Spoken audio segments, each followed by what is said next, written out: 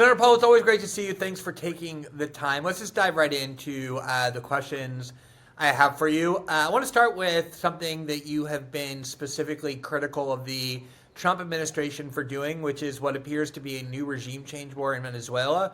Before we get to the regime change part, there has been this spate of killings where the U.S. government blows up boats and then claims afterward it was filled with drug traffickers and terrorists. They just did another 4 boats today, killing, I think, 36 people. What is your objection to the argument that these are people bringing drugs into the United States? Those drugs can kill Americans, and therefore it's an important form of self-defense. Well, I think once we start calling things war, so we have a war on drugs or we have a war on terrorism, then you get people accustomed to the idea that the rules of engagement are going to be like a war. So it's no longer going to be like crime and punishment where you have to accuse somebody of something, they get a trial and a lawyer. Because it's a war, we can just kill them. Or that's what the Trump administration is arguing. It's a war. We've called these people terrorists, and by golly, we're just going to kill them. They'll be dead, as the president says. The problem with this, and one of the most damning statistics, is that when the Coast Guard boards ships or boats off of Miami or off the California coast, about 25% of the boats that are suspected of having drugs don't. So if you have a 25% error rate, people have to decide, well, do you think killing people with a 25% error rate is okay? So we have never done it this way. We've always sought smugglers and drug dealers and people like that. We have treated it as illegal, but we have treated it as a crime, not as an act of war. What belies their approach also is that when they finally didn't kill everybody, they blew up a boat the other day and 2 people survived, they didn't pluck them from the water, get evidence of weapons or drugs. They just said, okay, you guys can go back home. They're repatriating them to Colombia and to Ecuador. And nobody said, well, maybe we should ask them who's the drug kingpin? Who's the drug overlord? What's his name? Where did you get the drugs? Who hired you? Did you talk to Maduro last week? None of this was asked. They just sent them back home. So they can kill people on sight, but then when you actually accidentally don't kill them and capture them, there isn't any intent on investigating the supposed crime of drug dealing. You know, Senator, one of the things that really, and I don't mean this argumentatively, I mean it literally, it baffles me, is that the Trump movement, MAGA, America First, really made a long time intense showing of repudiating neocons, talking about neocons being the root of all evil, at the heart of the Republican Party, regime change wars, the war on terror, all this waste. I know this sounds very familiar to you, this whole rationale for blowing up boats. It sounds very familiar to me, which is right out of the war on terror. This is what Obama did.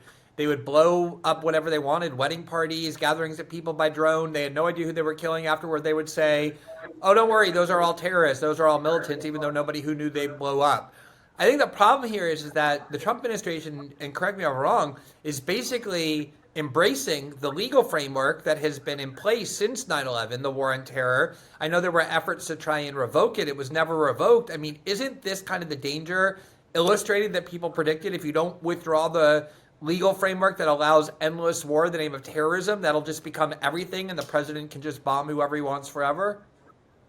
Well, I think it is important to remember our history, even our recent history back to the Obama administration. I think he killed over 1,000 people with drones. They used to have killing terrorist Tuesdays where he had flashcards, and they'd go through the flashcards and pick people on the flashcards. This included an American citizen and the American citizen's 2 children. And I think nobody really made the allegation that any of them were carrying arms. They were sympathetic to terrorists. They had ideas that most civilized people disagreed with, but at the same time, they weren't in the middle of combat or engaged in combat. But the reason it's important is because we seem to have different standards. You know, when a Democrats in charge, Republicans, some were up in arms over this. Now that a Republican's doing it, Democrats are rightly up in arms against Trump, but some of them forget or are willing to forget that, you know, their hero, President Obama, was doing it as well. But you're right, that legal framework and that precedent has allowed President Trump to say, look, everybody does this, they're terrorists. And it's this circular argument. Who are terrorists? Well, the people I tell you who are terrorists. And what are terrorists? They're people who kill people in a terroristic way. And they're terrorists because I tell you they do this. It's like it's this circular argument with no proof presented. But there is a real problem with it. And the thing they can't overcome is that we do this in a normal fashion, 25% of the boats that are boarded are innocent. And I guess what gets me about my colleagues is they seem to think that these people are less than human. They're not even deserving of the respect of animals. Just kill them. And it's sort of this laughing sort of ha, ha, ha, these are really bad people that gets to me is that, well, what if you're wrong? Or what if it turns out this fisherman's, sister or wife has been kidnapped and they're being tortured at the hands of the cartel or whatever, and he's told to make a drug run or they're going to kill his sister. That is a very possible scenario. Or what if he's just dirt poor, down on his luck, has failed making his rent for 5 months, he's getting ready to be homeless, or he takes his last-ditch job, which pays very well but has some danger to it. Is that deserving of death? And I don't know. I mean, we don't kill people typically for this, but I had an interview the other day and a guy said, well, it's just self-defense. It's just like self-defense. It's like someone breaks in your house. You right to shoot him. And I said, well, no, it's like someone broke into your house, you were assaulted, and you find out 3 weeks later that he lives 2 roads over and there's in a certain house, and you don't call the police. You go over there with a missile and you blow up his house. But what if you got the wrong house? What if you transposed the numbers on the address? We don't do that. Civilized people don't do this. And it's not going to stop the drugs. They'll go a different route. And we got to get away from the ridiculous nature or notion that these boats are coming to America. Oh, we got to self-defend against these boats coming to America. These boats can't go more than about 100 miles without filling up for gas. They're 2,000 miles away from our coast. They're going to Trinidad and Tobago. And if they have drugs, they're serving up drugs to some other island. Are we now the policemen of the war on drugs worldwide? I mean, there's so much that is insane about this policy, but I hope more people will speak out, and some people more in my party will grow a spine. I hope so too. Now, one of the bizarre things, Senator, is that this war on drugs is not new. It's been fought, for at least 55 years. It's been an actual war. It doesn't work. There are more drugs than ever in the United States. I've never once heard a user or an addict complain that they can't get drugs in the United States if they want to.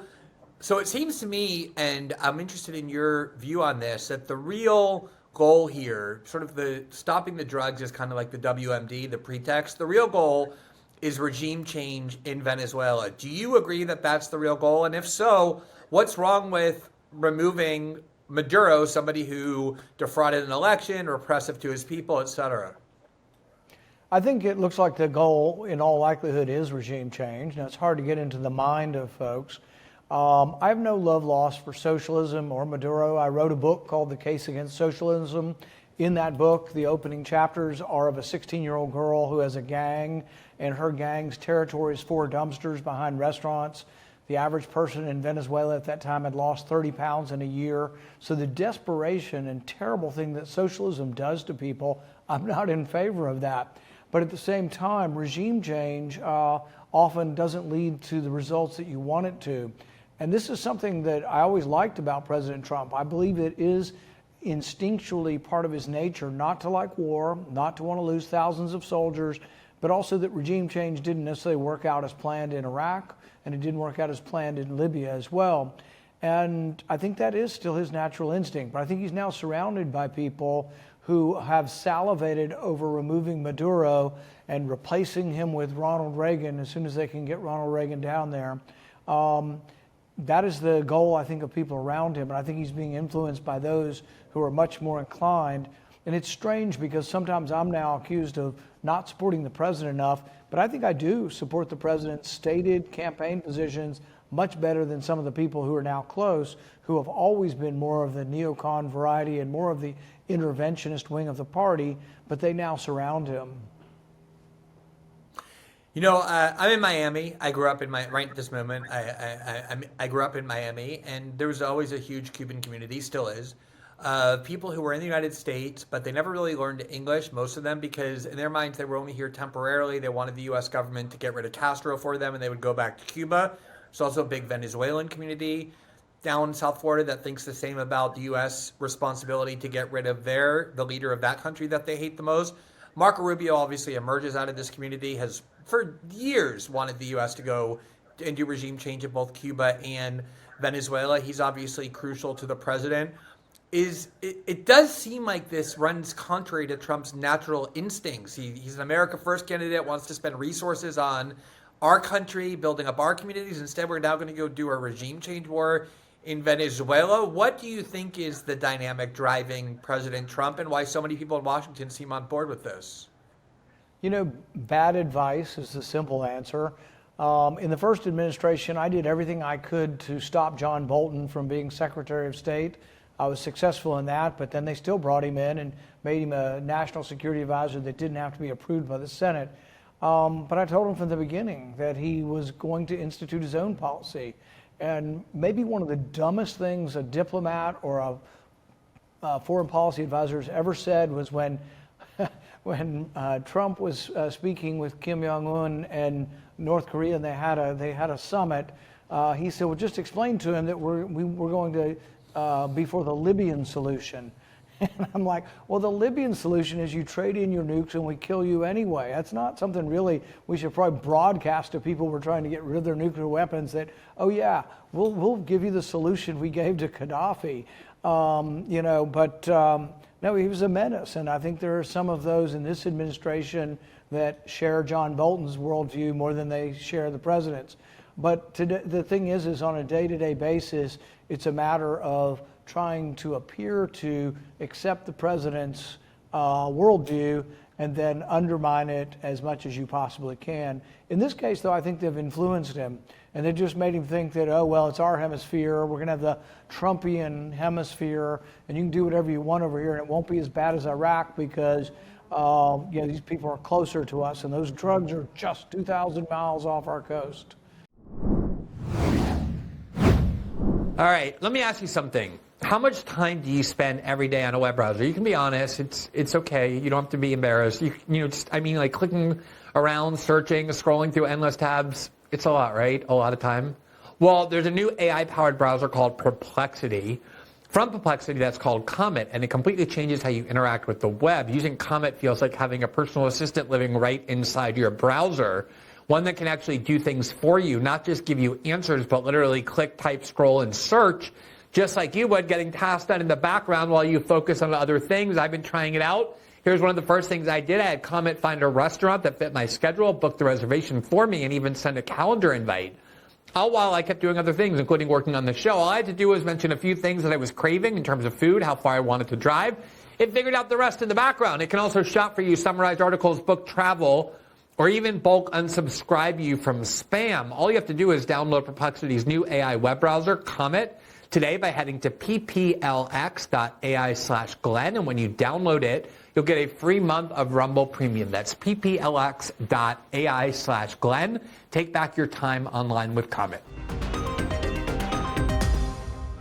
Thanks for watching this clip from System Update, our live show that airs every Monday through Friday at 7 p.m. Eastern, exclusively on Rumble. You can catch the full nightly shows live or view the backlog of episodes for free on our Rumble page. You can also find full episodes the morning after they air across all major podcasting platforms, including Spotify and Apple. All the information you need is linked below. We hope to see you there.